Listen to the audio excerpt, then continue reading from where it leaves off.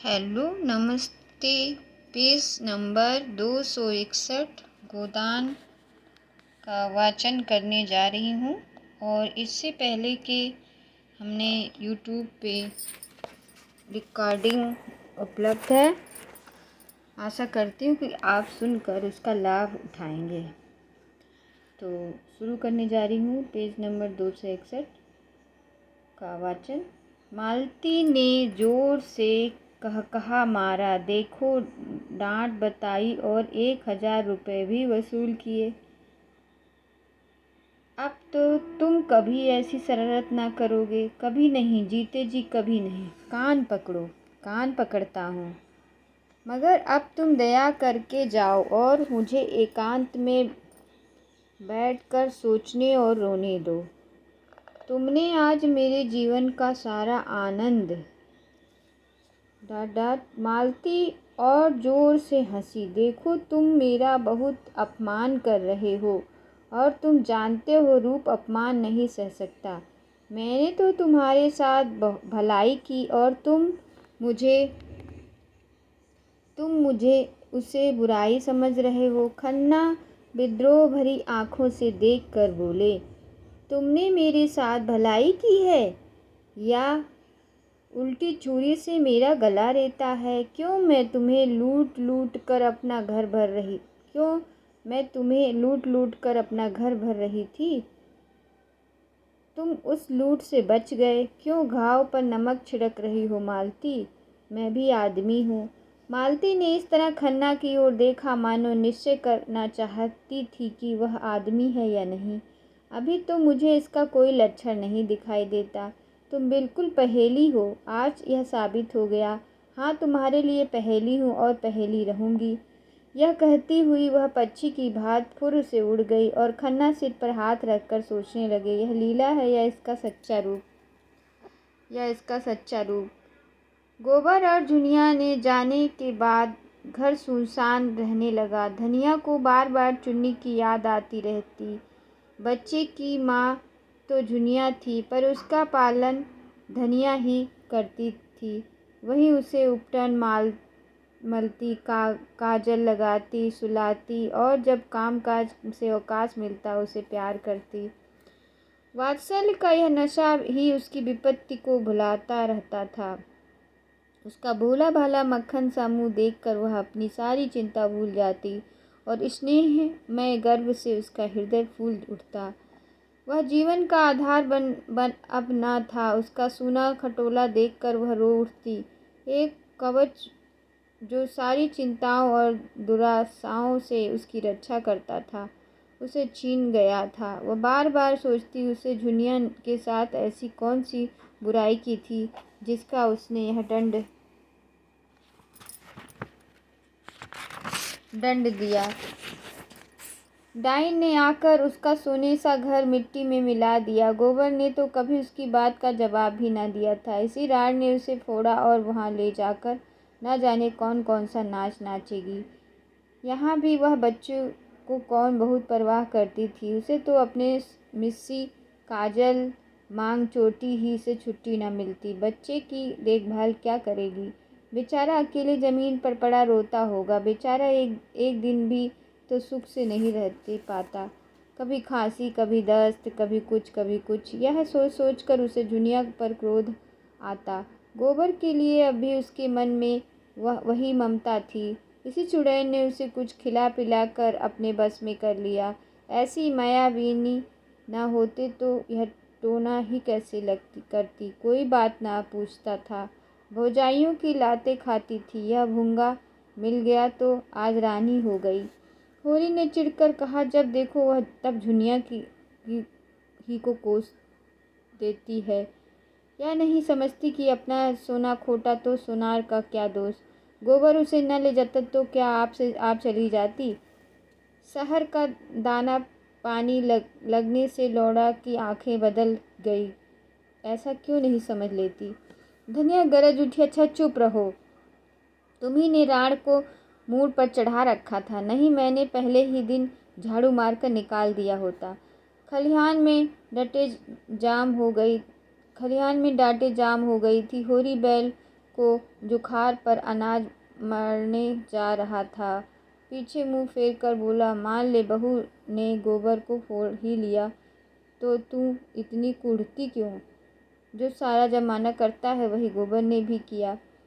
अब उसके बाल बच्चे हुए, मेरे बाल बच्चों के लिए क्यों अपनी सांसत कराए, क्यों हमारे सिर का बोझ अपने सिर रखे? तुम ही उपद्रव की जड़ हो तो मुझे भी निकाल दे, ले जा बैलों की को अनाज मार, मैं हुक्का पीता हूँ। तुम चलकर चक्की पीसो, मैं अनाज मारूंगी।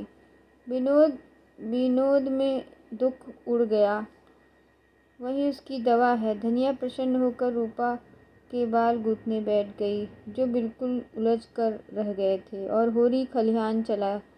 रसिक बसंत सुगंध और प्रमोद और जीवन की विभूति लुटा रहा था, दोनों हाथों से दिल खोलकर। कोयला आम की डालियों में छिपी अपनी रसीली मधुर आत्मस्पर्शी कूक से आशाओं को जगाती फिरती थी। महुए की डालियों पर मैना की बारात सी लगी बैठी थी। नीम और सीरस और करौंदे अपनी महक में नशा सा घोल रहे थे। होरी आमों के बाग में पहुंचा तो वृक्ष के नीचे तारे से खिले थे। उसका व्यथित निराश मन भी इस व्यापक शोभा और स्फूर्ति में जैसे डूब गए। तरंग में आकर गाने लगा, हिया जरत रहत दिन रैन, आम की डलिया कोयल बोले, तनिक न आवत चैन। गाने लगा, हिया जरत रहत दिन रैन, आम की डलिया कोयल बोले, तनिक न आवत चैन। सामने से दुलारी सहुआइन गुलाबी साड़ी पहने चली आ रही थी। पाँव में मोटे चांदी के कड़े थे, गले में मोटे सोने की हंसली। चेहरा सूखा हुआ पर दिल हरा। एक समय था जब होरी खेत खलिहानों में उसे छेड़ा करता था। वह भाभी थी, होरी देवर था। इस नाते दोनों में विनोद होता रहता था। जब से साहजी मर गए, दुलारी ने घर से निकलना छोड़ दिया।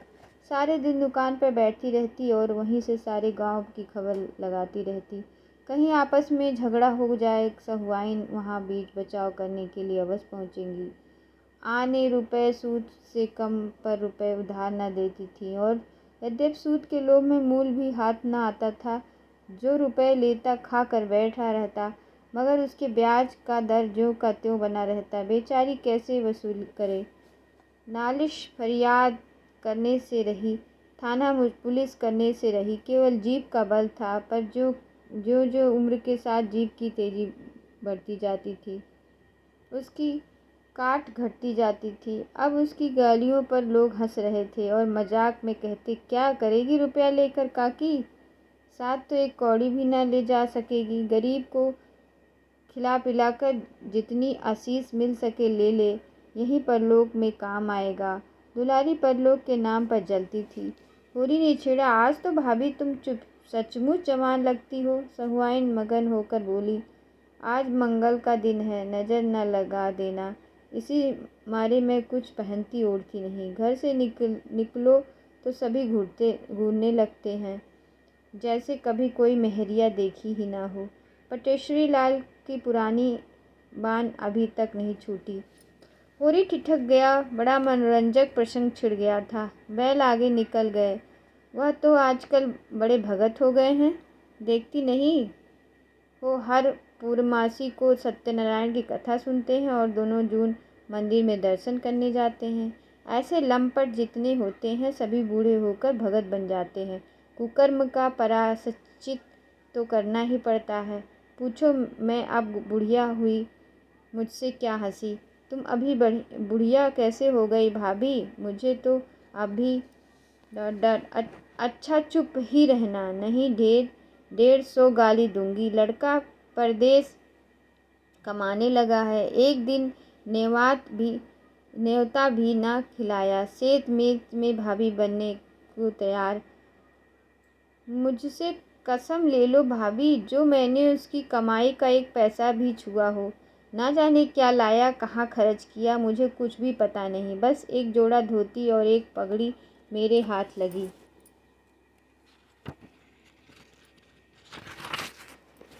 अच्छा कमाने तो लगा, आज नहीं कल घर संभाल लेगा ही। भगवान उसे सुखी रखे। हमारे रुपए भी थोड़ा थोड़ा देते चलो, सूद ही तो बढ़ रही है। तो तुम्हारी एक एक पाई दूंगा भाभी, हाथ में पैसे आने दो। और खा ही जाएंगे तो कोई बाहर के तो नहीं हैं तो तुम्हारे ही। सहुआइन ऐसी विनोद भरी चापलूसियों से निरस्त हो जाती थी। मुस्कुराती हुई अपनी राह चली गई। होरी लपक कर बैलों के पास पहुंच गया। उन्हें पोर में डाल कर चक्कर देने लगा। सारे गांव का यही एक खलिहान था। कहीं मड़ाई हो रही थी तो कहीं अनाज उसा रहा था। कोई गल्ला तौल रहा था। नाई, बारी, बढ़ई, लोहार, पुरोहित, भाट, भिखारी सभी अपने अपने जेवरे लेने के लिए जाम हो गए थे। एक पेड़ के नीचे झुंगरी सिंह खाट पर बैठे अपनी सवाई उगाह रहे थे। कई बनिया खड़े गल्ले का भाव ताव कर रहे थे। सारे खलिहान में मंडी की सी रौनक थी। एक खटकिन बैर और मकोया बेच रही थी और एक खोचे वाला तेल के सेब और जलेबियां लिए फिर रहा था। पंडित दाता दीन भी होरी से अनाज बटवाने के लिए आ पहुँचे थे और झुंगरी सिंह के साथ खाट पर बैठे थे। दादा दीन ने सुरती मलते हुए कहा, कुछ सुना है? सरकार भी महाजनों से कह रही है कि सूद का दर घटा दो, नहीं डिग्री न मिलेगी। झुंगरी सिंह तंबाकू फाँक कर बोले, पंडित मैं तो एक बात जानता हूँ। तुम्हें गरज पड़ेगी तो 100 बार हमसे रुपए उधार लेने आओगे और हम जो ब्याज चाहेंगे लेंगे। सरकार अगर असमियों को रुपए उधार देने का कोई बंदोबस्त करेगी तो हमें इस कानून से कुछ न होगा। हम दर काम लिखाएंगे, लेकिन 100 में 25 पहले ही काट लेंगे। इसमें सरकार क्या कर सकती है? यह तो ठीक है, लेकिन सरकार भी इन बातों को खूब समझती है। इसकी भी कोई रोक निकलेगी, देख लेना। इसकी कोई रोक हो ही नहीं सकती। अच्छा अगर वह शर्त कर दे, जब तक स्टाम्प पर गांव की मुखिया करेंदा के दस्तखत न होंगे वह पक्का न होगा, तब क्या करोगे? असीम को 100 बार गरज होगी, मुखिया के हाथ पांव जोड़ के लाएगा और दस्तखत कराएगा। हम तो एक चौपाई काट ही लेंगे और जो फंस जाओ जाली हिसाब लिखा और 14 साल को। झुंगरी सिंह 14 साल को। झुंगरी सिंह जोर से हंसा। तुम क्या कहते हो पंडित? क्या तब संसार बदल जाएगा? कानून और न्याय उसका जिसके पास पैसा। कानून तो है कि महाजन किसी आसामी के साथ कड़ाई ना करे, कोई जमींदार किसी काश्तकार के साथ सख्ती ना करे। मगर होता क्या रोज ही देखते हो। जमींदार मुसक बंधवा के पिटवाता है और महाजन लात और जूते से बात करता है। जो किसान पोड़ा है उससे ना जमींदार बोलता है ना महाजन। ऐसे आदमियों से हम मिल जाते हैं और उनकी मदद से दूसरे आदमियों का गर्दन दबाते हैं। दूसरे ही ऊपर राय साहब के 500 रुपये निकलते हैं। लेकिन नौखेराम में है इतनी हिम्मत कि तुमसे कुछ बोले। वह जानते हैं तुमसे मेल करने ही में उनका हित है। किस आसमिया में इतना बूथ है कि रोज अदालत दौड़े। सारा कारोबार इसी तरह चला जाएगा जैसे चल रहा है। कचहरी अदालत उसी के साथ है जिसके पास पैसा है। हम लोगों को घबराने की कोई बात नहीं। यह कहकर उन्होंने खलिहान का एक चक्कर लगाया और फिर आकर खाट पर बैठे हुए बोले, हाँ मतई के ब्याह का क्या हुआ? हमारी सलाह तो है कि उसका ब्याह कर डालो। अब तो बड़ी बदनामी हो रही है। दाता दीन को जैसे ततैया ने काट खाया। इस आलोचना का क्या आशय वह खूब समझते थे। गर्म होकर बोले, पीठ पीछे आदमी जो चाहे बके। हमारे मुंह पर कोई कुछ कहे तो उसकी पूंछ उखाड़ लूँ। कोई हमारी तरह नेमी बन तो ले। जितनों को जानता हूँ जो कभी संध्या वंदना नहीं करते थे, ना उन्हें धर्म के से मतलब, ना कर्म से, न कथा से मतलब, न पुराण से। वह भी अपने को ब्राह्मण कहते हैं। हमारे ऊपर क्या हंसेंगे? कोई जिसने अपने जीवन में एक एकादशी भी नागा नहीं की, कभी बिना स्नान पूजन फिर मुंह में पानी नहीं डाली। नेम का निभाना कठिन है। कोई बता दे कि हमने कभी बाजार की कोई चीज़ खाई हो या किसी दूसरे के हाथ का पानी पिया हो तो उसकी टांग की राह निकल जाऊं। झिली सिलिया हमारी चौखट नहीं नापते पाती। चौखट बर्तन भांडे छूना तो दूसरी बात है। मैं यह नहीं कहता कि मतई का यह बहुत अच्छा काम कर रहा है, लेकिन जब एक बार बात हो गई तो यह पाजी का काम है कि औरत को छोड़ दे। मैं तो खुल्लम खुल्ला कहता हूँ, इसमें छिपाने की कोई बात नहीं। स्त्री जाति पवित्र है। दातादीन अपनी जवानी में स्वयं बड़े रशिया रह चुके थे, लेकिन अपने नेम धर्म से कभी नहीं चूके। माता दीन ने सुयोग पुत्र की भांति उन्हीं के पद चिन्हों पर चल रहा है था। सुयोग पुत्र की भांति उन्हीं के पद चिन्हों पर चल रहा था। धर्म का मूल तत्व है पूजा पाठ, व्रत और चौका चूल्हा। जब पिता पुत्र दोनों ही मूल तत्व को पकड़े हुए हैं तो किसका मजाल है कि उन्हें पथभ्रष्ट कर सके। जुगरी सिंह ने कायल होकर कहा, मैंने तो भाई जो सुना था वह तुमसे कह दिया। दाता दीन ने महाभारत और पुराणों से ब्राह्मणों द्वारा अन्य जातियों की कन्याओं के ग्रहण किए जाने की एक लंबी सूची पेश की और यह सिद्ध कर दिया कि उनसे जो संतान हुई वह ब्राह्मण कहलाई और आजकल के जो ब्राह्मण हैं वह उन्हीं संतानों की संतान है। यह प्रथा आदिकाल से चली आई और उसमें कोई लज्जा की बात नहीं। झुंगरी सिंह उनके पंडित पर मुग्ध होकर बोले, तब क्यों आजकल लोग वाजपेयी और सुकुल बने फिरते हैं? समय समय पर प्रथा है और क्या।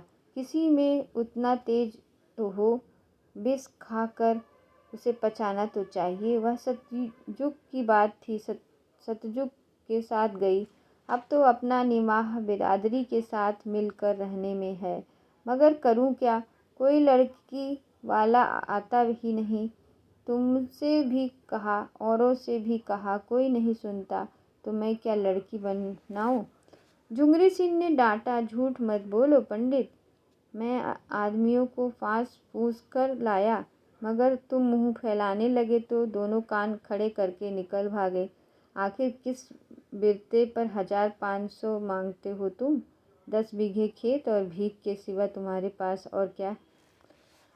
दाता दीन के अभिमान में चोट लगी। दाढ़ी पर हाथ फेर कर बोले, पास कुछ ना सही, मैं भीख ही मांगता हूँ, लेकिन मैंने अपने लड़कियों के ब्याह में 500 रुपये दिए, 500 दिए, फिर लड़के के लिए 500 क्यों ना मांगूं?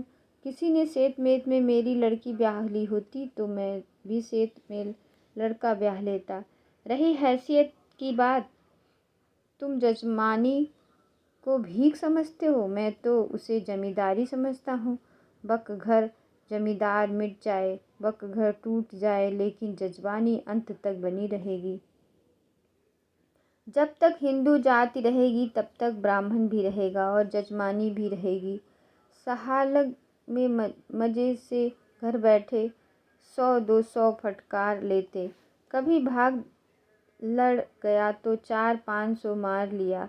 कपड़े बर्तन भोजन अलग, कहीं ना कहीं नित्य ही कार परोजन पड़ा ही रहता। कुछ ना मिले तब भी 1-2 थाल और 2-4 आने दक्षिणा में मिल ही जाते। ऐसा चैन न जमींदारों में है न साहूकारों में। और फिर मेरा तो सिलिया से जितना उबार होता है उतना ब्राह्मण की कन्या से क्या होगा? वह तो बहुरिया बनी बैठी रहेगी। बहुत होगा रोटियां पका देगी, या सिलिया अकेली 3 आदमियों का काम करती है और मैं उसे रोटी के सिवा और क्या देता हूँ? बहुत हुआ तो साल में 1 धोती दे दी। दूसरे पेड़ के नीचे दत्ता दिन का निजी पैरा था। 4 बैलों में मड़ाई हो रही थी।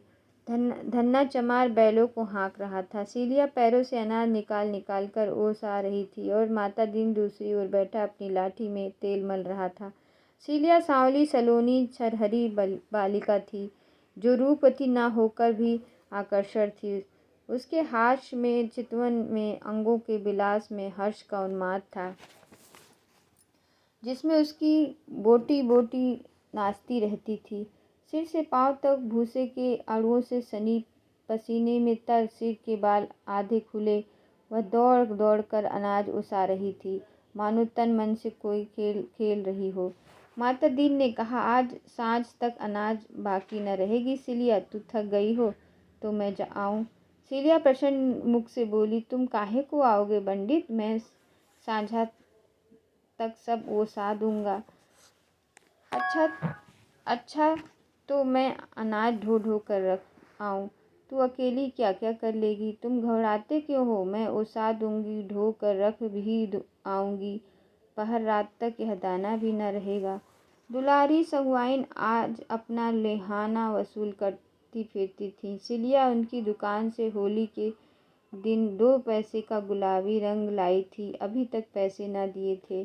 सिलिया के पास आकर बोली, क्यों री सिलिया, महीना भर रंग लाए हो गया, अभी तक पैसे नहीं दिए? मांगती हूँ तो मटक कर चल जाती है, आज मैं बिना पैसे लिए ना जाऊँगा। माता दीन चुपके से सरक गया था। सिलिया का तन और मन दोनों लेकर भी बदले में कुछ न देना चाहता था। सिलिया अब उसकी निगाह में केवल काम करने वाली मशीन थी और कुछ नहीं। उसकी ममता को वह बड़े कौशल से नचाता रहता था। सिलिया ने आँख उठाकर देखा तो माता दीन वहाँ ना था। बोली, चिल्लाओ मत सहुआइन, यह ले लो 2 ही जगह 4 पैसे का अनाज। अब क्या जान लोगी, मैं मरी थोड़े ही जाती थी।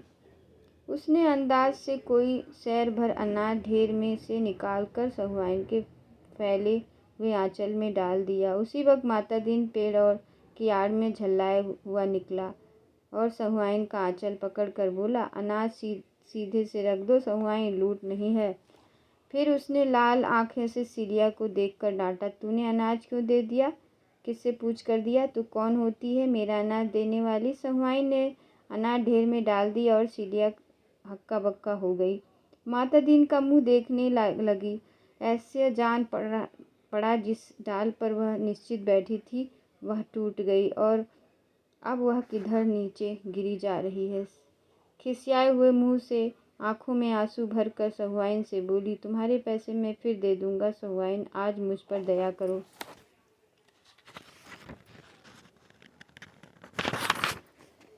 सहुआइन ने उसे दयार्द नेत्रों से देखा और माता दीन को धिक्कार भरी आंखों से देखती हुई चली गई। वह सिलिया ने अनाज ओसाते हुए आहत गर्भ से पूछा, तुम्हारी चीज में मेरा कुछ अख्तियार नहीं है? माता दीन आंखें निकाल कर बोला, नहीं, तुझे कोई अख्तियार नहीं, काम करती है, खाती है, जो तू चाहे कि खा भी लुटा भी तो यहाँ नहीं होगा। अगर तुझे यहाँ ना पड़ता हो तो कहीं और जाकर काम कर, मजदूरों की कमी नहीं है, खेत में काम नहीं लेते, खाना कपड़ा देते हैं। सिलिया ने उसी पक्षी की भांति जिसे मालिक ने पर काट कर पिंजरे से निकाल दिया हो, माता दीन की ओर देखा। उस चितवन में वेदना अधिक थी, यह वर्णना या कहना कठिन है, पर उसी पक्षी की भांति उसका मन फड़फड़ा रहा था और ऊंची डाल पर उन्मुक्त वायुमंडल में उड़ने की शक्ति न पाकर उसी पिंजरे में जा बैठना चाहता था, चाहे उसे वेदना बेपानी पिंजरे की तीलियों से सिर टकराकर मर ही क्यों न जाना पड़े। सिलिया सोच रही थी, अब उसके लिए दूसरा कौन सा ठोर है। वह ब्याहता ना होकर भी संस्कार और व्यवहार में और मनोभावना में ब्याहता थी, और अब माता दीन चाहे उसे मारे काटे, उसे दूसरा आश्रय नहीं, दूसरा अवलंब नहीं। उसे वह दिन याद आया, और अभी 2 साल भी तो नहीं हुए जब यही माता दीन उसके तलवे सहलाता था, जब उसने जनेऊ हाथ में लेकर कहा था, सिलिया, जब तक दम में दम है तुझे ब्याहता की तरह रखूँगा। जब वह प्रेमतुर होकर हार में और बाग में और नदी के तट पर उसके पीछे पीछे पागलों की भांति फिरा करता था, और आज उसका यह निष्ठुर व्यवहार मुट्ठी भर अनाज के लिए उसका पानी उतार लिया। उसने कोई जवाब न दिया, कंठ में नमक के एक टले का सा अनुभव करती हुई आहत हृदय और शिथिल हाथों से फिर काम करने लगी। उसी वक्त उसकी माँ बाप दोनों भाई कई अन्य चमार ने न जाने किधर से आकर माता दीन को घेर लिया। सिलिया की माँ ने आते ही उसके हाथ से अनाज की टोकरी छीन कर फेंक दी और गाली देकर बोली, राण, जब तुझे मंजूरी ही करनी थी तो घर की मजूरी छोड़कर यहाँ क्यों करने आई? जब बाभन के साथ रहती है तो बाभन की तरह रह। सारी बिरादरी की नाक कटवा कर भी चमारी ही बनना था तो यहाँ क्या घी का लौंदा लेने आई थी? चुल्लू भर पानी में डूब नहीं मरती। झुंगरी सिंह और दाता दीन दोनों दौड़े और चमारों के बदले तेवर देखकर उन्हें शांत करने की चेष्टा करने लगे। झुंगरी सिंह ने सिलिया ने बाप से पूछा, क्या बात है चौधरी, किस बात का झगड़ा है?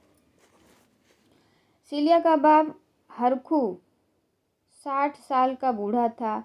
काका दुबला सूखी मिर्च की तरह पिचका हुआ, पर उतना ही छीड़ बोला, झगड़ा कुछ नहीं है ठाकुर, हम आज या तो माता दीन को चमार बना के छोड़ेंगे या उनका और अपना रकत एक कर देंगे। सिलिया कन्या जात है, किसी न किसी के घर तो जाएगी ही, इस पर हमें कुछ नहीं कहना, मगर उसे जो कोई भी रखे हमारा होकर रहे। तुम हमें बाभन नहीं बना सकते, मुदा हम तुम्हें चमार बना सकते हैं। हमें बाभन बना दो, हमारी सारी बिरादरी बनने को तैयार है। जब यह समर्थ नहीं है तो फिर तुम भी चमार बनो, हमारे साथ खाओ पियो, हमारे साथ उठो बैठो, हमारी इज्जत लेते हो तो हमारा धर्म हमें दो। दाता दीन ने लाठी फटकार कर कहा, मुंह संभाल कर बातें कर हरखुआ, तेरी बिटिया वहाँ खड़ी है, ले जा जहाँ चाहे। हमने उसे बांध नहीं रखा, काम करती है तो मजूरी देती हूँ, यह मजूरों की कमी नहीं। सिलिया की माँ उंगली चमका कर बोली, वाह वाह पंडित, खूब नियाव करते हो। तुम्हारी लड़की किसी चमार के साथ निकल गई होती और तुम इसी तरह की बातें करते तो देखती। हम चमार हैं इसलिए हमारी कोई इज्जत नहीं है। हम सिलिया को अकेले ना ले जाएंगे, उसके साथ माता दीन को भी ले जाएंगे जिसने उसकी इज्जत बिगाड़ी है। तुम बड़े नेमी धर्मी हो, उसके साथ सोओगे लेकिन उसके हाथ का पानी ना पियोगे। वही चुड़ैल है कि यह सब सहती है, मैं तो ऐसे आदमी को मोहर दे देती। हरखू ने अपने साथियों को ललकारा, सुन ली इन लोगों को बात की नहीं, अब क्यों खड़े मुंह ताकते हो? इतना सुनना था कि दो चमारों ने लपक कर माता दीन के हाथ पकड़ लिए। तीसरे ने झटक कर उनका जनेऊ तोड़ डाला और उसके पहले ही दाता दीन झुंगरी सिंह अपनी अपनी लाठी संभाल सके तो चमारों ने माता दीन के मुंह में एक बड़ी सी हड्डी का टुकड़ा डाल दिया। माता दीन दांत जकड़ लिए, फिर भी वह घिनौना वस्तु उसके होठों में तो लग ही गई। उन्हें मालती हुई और मुंह अपने आप खुल गया और हड्डी कंठ तक जा पहुंची। इतने में खलिहान के सारे आदमी जमा हो गए, पर आश्चर्य यह थी कि कोई इन धर्म की लुटेरों से मुजाहिम ना हुआ। माता दीन का व्यवहार सभी को नापसंद था। वह गांव की बहू बेटियों को घूरा करता था, इसलिए मन में सभी उसकी दुर्गति से प्रसन्न थे।